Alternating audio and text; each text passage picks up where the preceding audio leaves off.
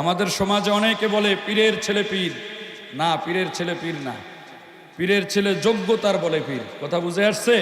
হযরত সুলাইমান আলাইহিস সালামের এই যে 4 প্রশ্নের উত্তর দিয়ে যোগ্যতা অর্জন করে তারপরে রাজত্ব পাইলেন এবং নবুয়ত আল্লাহ তাআলা পরের দিন দিয়ে দিলেন।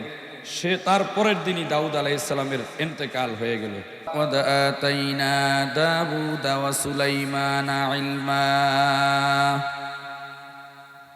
আমি দাউদ আলাইহিস সালাম এবং সুলাইমান আলাইহিস সালামকে জ্ঞান দান করেছি। আল্লাহ বলেন, আমি আল্লাহ হযরত দাউদ আলাইহিস সালাম এবং সুলাইমান আলাইহিস সালামকে কি দান করেছি? জ্ঞান দান করেছি। জ্ঞান দ্বারা এখানে উদ্দেশ্য হচ্ছে নবুয়তের জ্ঞান, এলমে ওয়াহির জ্ঞান এবং রাষ্ট্র পরিচালনার জ্ঞান। কথা বুঝে আসছে?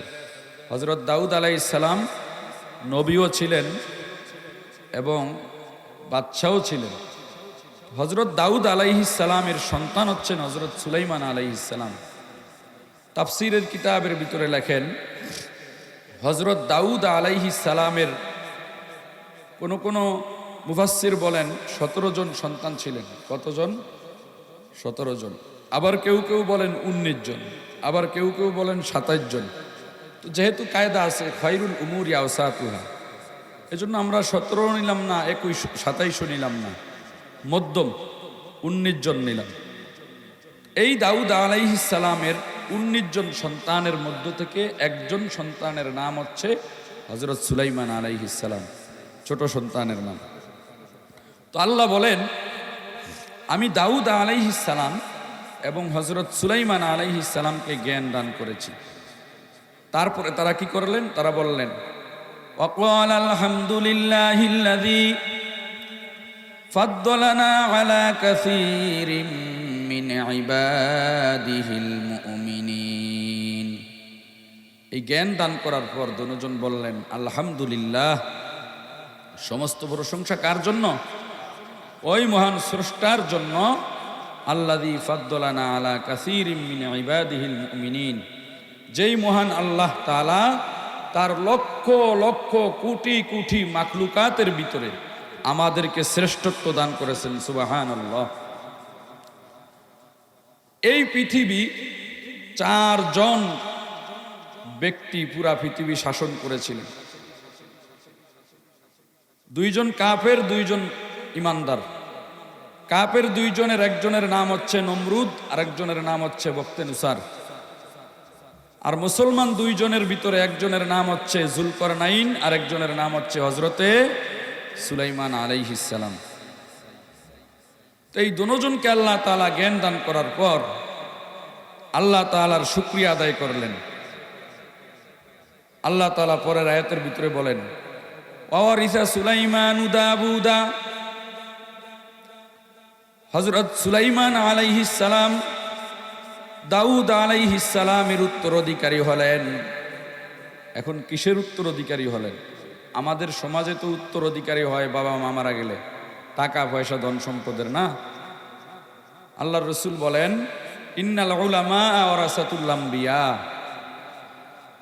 নিশ্চয়ই উলামায়ে কেরাম নবীগণের ওয়ারিস।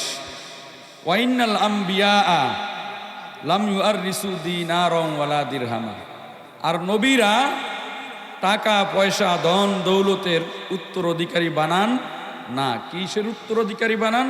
ওয়া ইন্নামা ওয়ারাসুল ইলমা, ইলমের উত্তরাধিকারী বানান। তো আল্লাহ তাআলা বললেন, হযরত দাউদ আলাইহিস সালামের উত্তরাধিকারী হলেন সুলাইমান আলাইহিস সালাম। এটা কিসের উত্তরাধিকারী হলেন? তাফসীরের কিতাবের ভিতরে লেখেন, নবুয়ত এবং বাদশাহীর উত্তরাধিকারী হলেন। সুবহানাল্লাহ বলবেন না? তাইলে নবুয়ত এবং কিসের উত্তরাধিকারী হলেন? বাদশাহীর উত্তরাধিকারী হলেন। কিভাবে হলেন? আল্লাহ তাআলা হযরত দাউদ আলাইহিস সালাম যেহেতু দুনিয়ার থেকে চলে যাবেন, এই দাউদ আলাইহিস সালামকে ওহীর মাধ্যমে জানিয়ে দিলেন, আপনি আপনার সন্তানদের মধ্য থেকে যেই কোনো একজনকে আপনি বাদশাহী দান করেন। যেদিন আপনি বাদশাহী দান করবেন, এর পরদিন আমি আল্লাহ তাআলা তাকে নবুয়ত দান করব। কথা বুঝতেছেন? হযরত দাউদ আলাইহিস সালাম তার 19 জন সন্তানের সামনে বললেন, বাবা, আল্লাহ তাআলা তো আমাকে ওহীর মাধ্যমে এই খবর জানিয়ে দিলেন, আমি তোমাদের মধ্য থেকে যে কোনো একজনকে আমি সারা পৃথিবীর বাচ্চা নিযুক্ত করার জন্য তার পরের দিন আল্লাহ তাআলা তাকে নবুয়তের মতো দান করবেন। নবুয়তের মতো বিশাল এই দায়িত্ব দান করবেন। তো ক্ষমতা তো সবাই পাইতে চায়, কি বলেন? 19 জন সন্তান সবাই বললেন, আব্বা আমাকে দেন। আরেকজন বললেন আমাকে দেন, আরেকজন বললেন আমাকে দেন। এখন কাকে রেখে কাকে দিব? বাবা তো সবার সাথে ইনসাফ করতে হবে না? বেকায়দায় পড়ে গেছে। আল্লাহরে বললেন, আল্লাহ, আমার সব সন্তানেরাই তো বাচ্চাই নিতে চায়, নবুয়ত নিতে চায়, এখন আমি কি করব? আল্লাহ তাআলা জিবরাইল আলাইহিসসালাতু ওয়াসসালামের হাতে একটা কাগজ দিলেন। কাগজের এক পাশে 4টা প্রশ্ন লেখা ছিল, আরেক পাশে ওই 4টা প্রশ্নের উত্তর লেখা ছিল। দাউদ আলাইহিসসালামের কাছে এসে জিবরাইল আলাইহিসসালাতু ওয়াসসালাম কাগজটি দিলেন, বললেন, আপনার সকল সন্তানদেরকে ডাকেন, এই 4টি প্রশ্ন করবেন, এই 4টি প্রশ্নের উত্তর আপনার যেই সন্তান দিতে পারবে সেই সন্তানকেই আপনি বাচ্চাই দিবেন, আল্লাহ তাআলা সেই সন্তানকেই নবুয়ত দিবেন। সুবহানাল্লাহ। হযরত দাউদ আলাইহিস সালাম সকল সন্তানদের সামনে আবার হাজির হলেন। এবার 19 জন সন্তানকে লক্ষ্য করে বলতেছেন, ও আমার বাবারা, আল্লাহ তাআলা আমাকে বলছেন 4টি প্রশ্ন তোমাদেরকে করার জন্য। এই 4টি প্রশ্নের উত্তর যেই সন্তান দিতে পারবে আমি তাকে বাচ্চাই দান করব, আল্লাহ তাআলাও তাকে নবুয়ত দিবেন। এই 19 জন সন্তানের ভিতরে যেহেতু সুলাইমান আলাইহিস সালাম ছোট ছিলেন, কেউই তাকে সামনে যাইতে দেয় না, পিছনে। হযরত দাউদ আলাইহিস সালাম বললেন, ও আমার সন্তানেরা, তোমরা এই 4টি প্রশ্নের উত্তর দেওয়ার জন্য প্রস্তুত আছো কিনা? সকল ছেলেরা বললেন, আব্বাজান, আপনি আমাদেরকে প্রশ্ন করুন, আমরা প্রস্তুত আছি উত্তর দেওয়ার জন্য। হযরত দাউদ আলাইহিস সালাম সর্বপ্রথম প্রশ্ন করলেন, ও আমার সন্তানেরা, তোমরা বলো দেখি, খুঁটি ছাড়া কোন জিনিস ঝুলন্ত অবস্থায় আছে? কি ছাড়া? খুঁটি ছাড়া কোন জিনিস ঝুলন্ত অবস্থায় আছে? আপনারা বলতে পারবেন? সুবহানাল্লাহ, আপনারা দি সবাই মুফাসসির। খুঁটি ছাড়া কোন জিনিস ঝুলন্ত অবস্থায় আছে? দাউদ আলাইহিস সালামের 18 জন সন্তান, মোট সন্তান কত বললাম? 19, সুলাইমান আলাইহিস সালাম বাদে 18 জন সন্তান বললেন, আব্বা, আপনি যেই ঘরের ভিতরে বসে প্রশ্ন করেছেন ওই ঘরটাও তো তাদাম খুঁটি। আমরা এখানে যেই প্যান্ডেল করেছি এই প্যান্ডেলও করতে যায় খুঁটি লাগছে কি লাগে নাই? বললেন, আব্বা যান, আমাদের ঘরটা করতেও অনেক খুঁটি লাগছে, খুঁটি ছাড়া আবার কোন জিনিস ঝুলন্ত থাকে? আপনি কেমন অদ্ভুত প্রশ্ন করেন, এগুলা কোন ধরনের প্রশ্ন? আমাদের উত্তর জানা নাই। সুলাইমান চুপচাপ, সবাই তার দিকে তাকায়, দেখতো সুলাইমান জানানি, একটু নকল টকল করিয়া উত্তর দেওয়া যায় কিনা দেখ। কিন্তু আবার বাবাই তো তাকাইয়া রইছে, সুলাইমানের দিকে চায় কিন্তু জিজ্ঞেস করার সাহস করে না। নকল করে ফাঁস করলে সেটা কি ফাঁস? সাময়িক নাম্বার পাওয়া যায়। এবার হযরত দাউদ আলাইহিস সালামকে তার 18 সন্তান বলে দিলেন, আব্বা, এমন অদ্ভুত প্রশ্নের আনসার আমাদের জানা নাই, আমাদের ছোট ভাই সুলাইমান চুপচাপ বসে আছে, তাকে জিজ্ঞেস করুন। দাউদ আলাইহিস সালাম বললেন, বাবা সুলাইমান, তুমি এই প্রশ্নের জবাব দিতে পারবা কিনা? হযরত সুলাইমান আলাইহিস সালাম বললেন, আব্বা জান, আমি এই প্রশ্নের উত্তর জানি, ইনশাআল্লাহ আমি জবাব দিতে পারবো। দাউদ আলাইহিস সালাম বললেন, তাহলে দাঁড়াও। দাঁড়াও কেন বলছে? ছোট না? উনি দাঁড়ায়া উত্তর দাও, তোমার ভাইরা সবাই দেখো, হে লজ্জা পাও। তো হযরত দাউদ আলাইহিস সালামের সন্তান, ছোট সন্তান সুলাইমান দাঁড়াইলেন। দাউদ আলাইহিস সালাম একই প্রশ্ন রিপিট করলেন, বাবা সুলাইমান, বলো তো দেখি, খুঁটি ছাড়া কোন জিনিস ঝুলন্ত অবস্থায় আছে? দাউদ আলাইহিস সালামের এই প্রশ্ন শুনে সুলাইমান আলাইহিস সালাম বললেন, আব্বাজান, আল্লাযী খালাকাস সামাওয়াতি বিগাইরি আমাদিন তারাউনাহা, আল্লাহ তাআলা 7 আসমান খুঁটি ছাড়া ঝুলন্ত অবস্থায় রেখেছেন, কিয়ামত পর্যন্ত রাখবেন। বছরকে বছর কয়েকশো মিলিয়ন বিলিয়ন ট্রিলিয়ন বছর হয়ে গিয়েছে, কিয়ামত পর্যন্ত আমার আল্লাহ এই আসমান খুঁটি ছাড়া ঝুলন্ত অবস্থায় রাখবেন। তার মানে খুঁটি ছাড়া ঝুলন্ত অবস্থায় কি আছে? আসমান আছে। 1 নম্বর প্রশ্নের জবাব হয়ে গেছে। এবার হযরতে দাউদ আলাইহিস সালাম বললেন, ও আমার 19 জন সন্তান, তোমরা বলো তো দেখি কোন জিনিস আসলে কোন জিনিস থাকে না। 18 জন সন্তান এক বাক্যে বললেন, আব্বা আপনার মনে হয় আজকে মাথায় কি ধরছে? খারাপ কইতারা না তো, কারণ তারা তো জানে বাদশা এবং নবী, বাবা সম্পর্কে প্রত্যেকটা সন্তান জানে না।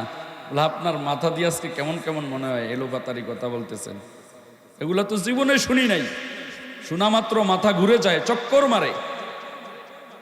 এই প্রশ্নের জবাব আমাদের জানা নাই। আগের প্রশ্ন আমাদের ভাই, ছোট ভাই সুলাইমান দিছে, এই প্রশ্নের জবাবও আপনি তাকে জিজ্ঞেস করলেন, আমরা ফেল। এবার হযরত দাউদ আলাইহিস সালাম বললেন, ও আমার ছোট ছেলে সুলাইমান, বলো তো দেখি কোন জিনিস আসলে কোন জিনিস থাকে না। সুলাইমান আলাইহিস সালাম বললেন, আব্বা লাশ-শামসু ইয়ামবাগি লাহা আন তুদরিকাল কমার ওয়ালাল লাইলু সাবিকুন নাহার। ও আব্বা, দিন আসলে রাত থাকে না, রাত আসলে দিন থাকে না। তুলিজুল লাইলা ফিন নাহারি ওয়া তুলিজুন নাহারা ফিল লাইল। রাত্রের ভিতরে দিনকে ঢুকান, দিনের ভিতরে রাত্রকে ঢুকান। এই কারিগরকে আরো জোরে চিল্লায় বলেন, এই কারিগরকে। ও মুসলমান, 1 ঘন্টা এদিক সেদিক করে 1 মাসও রাখতে পারে নাই। মনে আছে আপনাদের ডিজিটাল বাংলাদেশের স্লোগানে? এদিক সেদিক রাখতে পারে নাই। পৃথিবী সৃষ্টি করার থেকে আরম্ভ করে কিয়ামত পর্যন্ত আমার আল্লাহ, শীতের মৌসুমে আমরা আগে আসরের নামাজ পড়তাম 5টায়, এখন মাগরিবের নামাজ পড়ি 5:35-এ। তো এই যে রাত্রের ভিতরে দিন ঢুকে গেছে, এটা কি দুনিয়ার কেউ করছে না আল্লাহ করছে? সুলাইমান আলাইহিস সালাম বললেন, আব্বা দিন আসলে রাত থাকে না, রাত আসলে দিন থাকে না। দ্বিতীয় নাম্বার প্রশ্নের জবাবও দিয়ে দিলেন। এবার হযরত দাউদ আলাইহিস সালাম বললেন, 3 নাম্বার প্রশ্ন, আমার সন্তানেরা বলো কোন জিনিস দেখলে মানুষ সবচাইতে বেশি ভয় পায়? আপনারা বলেন তো। হযরত সুলাইমান আলাইহিস সালামের সকল ভাইরা এই প্রশ্ন শোনার পর কয়, কি রে আব্বা, আর যেমন কা বাঘ দেখলেও তো ভয় লাগে, আবার আশ্বিন মাসে পাগলা কুত্তা দেখলেও তো ভয় লাগে, ভয় লাগে না? আবার সিংহ দেখলেও ভয় লাগে, আবার সাপ দেখলেও ভয় লাগে, অনেকে আবার যোগ দেখলেও ভয় পায়। তো কোনটা তুইয়া কোনটা কম, কিচ্ছুই তো বুঝি না। যা, 2টা পারি না, এটা পারি আর কি। বললেন, আব্বা সুলাইমানকে জিজ্ঞেস করেন। এবার হযরত দাউদ আলাইহিস সালাম বললেন, ও আমার ছোট্ট সন্তান সুলাইমান, বলো তো দেখি কোন জিনিস দেখলে মানুষ বেশি ভয় পায়? হযরত সুলাইমান আলাইহিস সালাম বললেন, আব্বা মানুষ গভীর রাত্রে যখন একা একা হাঁটি হাঁটি পা পা করে চলা আরম্ভ করে, অন্ধকার, ফোঁটা ফোঁটা কয়েক ফোঁটা বৃষ্টি পড়ে, হঠাৎ বিজলি চমক মারে। বুঝেন কথা, বুঝেন? বিজলি চমকায়, কয়েক ফোঁটা পানি পড়ার কারণে রাস্তাঘাট পিছল না, অন্ধকার, বিশাল অন্ধকার। এই অন্ধকারের ভিতরে হাঁটতেছেন, হঠাৎ অন্ধকার হয়ে গেলেন, কয়েক ফোঁটা বৃষ্টি পড়লো, আবার আকাশের ভিতরে ঝমক মারলো আলোর ঝলক। এই আলোর ঝলক মেরে সঙ্গে সঙ্গে আবার ঝলক বন্ধ হয়ে গেল। এই অবস্থার ভিতরে ওই লোকটা রাতের অন্ধকারে জঙ্গলের ভিতরে, লোকজনের সারা শব্দ নাই, পশু পাখির নিস্তব্ধ আওয়াজ নাই, হঠাৎ চিলিপ কেটে পড়ে গেল, আবার বিজলি চমকাইলো। এই অবস্থায় সেই লোকটা যদি বিশাল জঙ্গলার ভিতরে অন্ধকারের ভিতরে দেখে একটা মরা লাশ তার সামনে পড়ে আছে, এই অবস্থায় মানুষ যেই পরিমাণ ভয় পায়, দুনিয়ার কোনো মুহূর্তে মানুষ এত পরিমাণ ভয় পায় না। আব্বা জান, এই অবস্থায় মানুষ মৃত লাশ দেখলে সবচাইতে বেশি ভয় পায়। 3 নম্বর প্রশ্নের জবাব হয়ে গেল। এবার 4র্থ নম্বর প্রশ্ন, হযরত দাউদ আলাইহিস সালাম বললেন, ও আমার সন্তানেরা, চতুর্থ নাম্বার প্রশ্ন তোমরা বলো তো দেখি, মানুষের সবচাইতে নিকটে কোন জিনিস? এবার 18 ভাই সুলাইমান আলাইহিস সালামের কিরে, এইটাও তো বুঝলাম যে একটা প্রশ্নের উত্তর হইলেও তো দিতে পারবো, এইটাও দি বোমবাস্টিং মার্কা প্রশ্ন। ভাত খাইতে গেলে জগও দাঁড়ে, গ্লাসও দাঁড়ে, এরপরে প্লেটও দাঁড়ে, আবার গরুর গোস্তর ফাতিলও দাঁড়ে, মাছের ফাতিলও দাঁড়ে, কোনটা থুইয়া কোনটা কোন যা, তিনটা যেহেতু পারি না এইটাও আর বলবো না। তো সবাই সুলাইমানের দিকে তাকাইয়া রইছে। তার মানে আব্বাকে মিস কল মারে যে আপনি সুলাইমানের জিজ্ঞেস করেন, যেই তিনটা ভাই পারছে এইটাও ইনি পারবে। হযরত দাউদ আলাইহিস সালাম বললেন, ও সুলাইমান, তুমি এই প্রশ্নের জবাব দিতে পারবা? সুলাইমান আলাইহিস সালাম বললেন, আব্বা, এই প্রশ্নের জবাব ইনশাআল্লাহ আমি দিতে পারবো। বলে, তুমি বলো মানুষের সবচাইতে কাছে কোন জিনিস? হযরত সুলাইমান আলাইহিস সালাম বললেন, আব্বাজান, কুল্লু নাফসিন যায়িকাতুল মাউত সুম্মা ইলাইনা তুরজাউন। মানুষের সবচাইতে কাছে মৃত্যু। মানুষের সবচাইতে কাছে কি? মৃত্যু। আপনি দেখতেছেন এখান থেকে রাস্তা কাছে, অথবা আমি কাছে আপনাদের, কিন্তু আমার হায়াত আপনি এখান পর্যন্ত আসতে পারবেন কিনা, আমার সাথে মুসাফা করতে পারবেন কিনা, কোনো গ্যারান্টি নাই। তার মানে এরও কাছে মৃত্যু। এই জন্য হযরত আলী রাদিয়াল্লাহু তাআলা আনহুকে জিজ্ঞাসা করা হলো যে তুমি মৃত্যুকে কত কাছে মনে করো? হযরত আলী রাদিয়াল্লাহু তাআলা আনহু বললেন যে আমি ডান দিকে সালাম ফিরানোর পর বাম দিকে সালাম ফিরাইতে পারি কিনা সন্দেহ আছে, আমি মৃত্যুকে এত কাছে মনে করি। আমরা যদি মৃত্যুকে এত কাছে মনে করতাম, তাহলে অন্যায় করার সুযোগ আমাদের থেকে হতো, অন্যায় করার সাহস আমাদের হতো। এই 4 প্রশ্নের জবাব যখন সুলাইমান আলাইহিস সালাম দিয়ে দিলেন, দাউদ আলাইহিস সালাম এবার পাতা উল্টাইলেন, দেখি আল্লাহ কি জবাব দিছেন। তো দেখেন যে পরবর্তী পৃষ্ঠায় সুলাইমান আলাইহিস সালাম যেই জবাব দিছেন, হুবাহুব আল্লাহ তাআলাও ওই জবাবগুলা লেখা। আশিকিন, পাগল বান্দারা, আয় আল্লাহ, আপনার মহব্বতে, কোরআন ও হাদিসের মহব্বতে এখনো ঘুমায় না আল্লাহ, রাত্র 1টার উপর। আয় আল্লাহ, দুনিয়ার কোনো স্বার্থ নাই রে আল্লাহ, একমাত্র গুনাহ করে পালাইছে। আয় আল্লাহ, আপনার কাছে তারা সিলিন্ডার করছে, আপনি ক্ষমা করে দেন রে আল্লাহ রব্বুল আলামিন। আয় আল্লাহ, বাবা আদম আলাইহিস সালাম থেকে আরম্ভ করে অত্র দিন পর্যন্ত যত মুসলিমিন মুসলিমাত, মুমিনিন মুমিনাত অন্ধকার কবরে শায়িত আল্লাহ, সকলের কবরকে আপনি জান্নাতের বাগিচা বানাইয়া দেন রে আল্লাহ।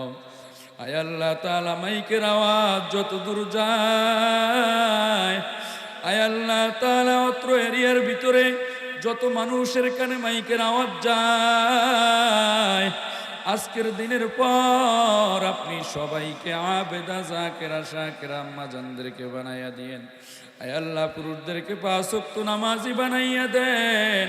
আয় আল্লাহ, ওমরে ফারুক, আবু বকর সিদ্দিকের মতো কবুল আর মঞ্জুর করে নেন রে আল্লাহ। আলীর মতো, ওসমানের মতো কবুল আর মঞ্জুর করে নেন।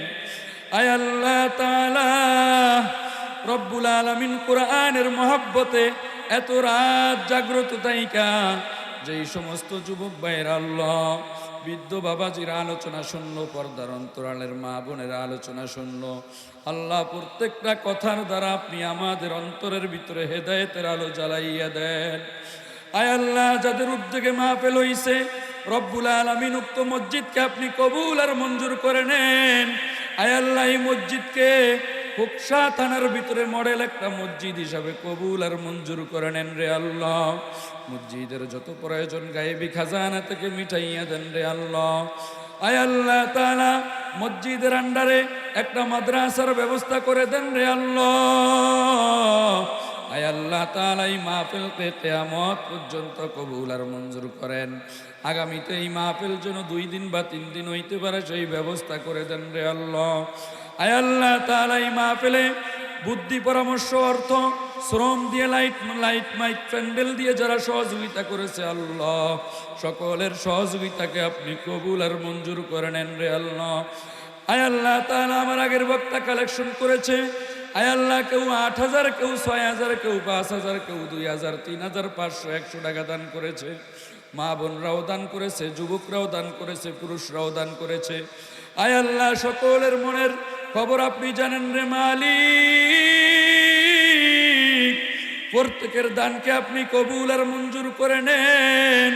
আয় আল্লাহ, যেই যেই নিয়তে দান করেছে সকলের মনের বৈধ আশাকে পূরণ করে দেন রে আল্লাহ। ব্যবসা বাণিজ্যের ভিতরে বরকত দান করে দেন, হায়াতের ভিতরে বরকত দান করে দেন, সুস্থতার নেয়ামত দান করে দেন রে আল্লাহ। আয় আল্লাহ, জানি না কার মা বাবা অসুস্থ, আল্লাহ সুস্থতার নেয়ামত দান করে দেন রে আল্লাহ। আয় আল্লাহ, জানি না কার মা বাবা দুনিয়াতে নাই, আল্লাহ জানি না কে মারা ব্যথা নিয়ে কাঁদতেছেন, বাবারা ব্যথা নিয়ে কাঁদতেছেন।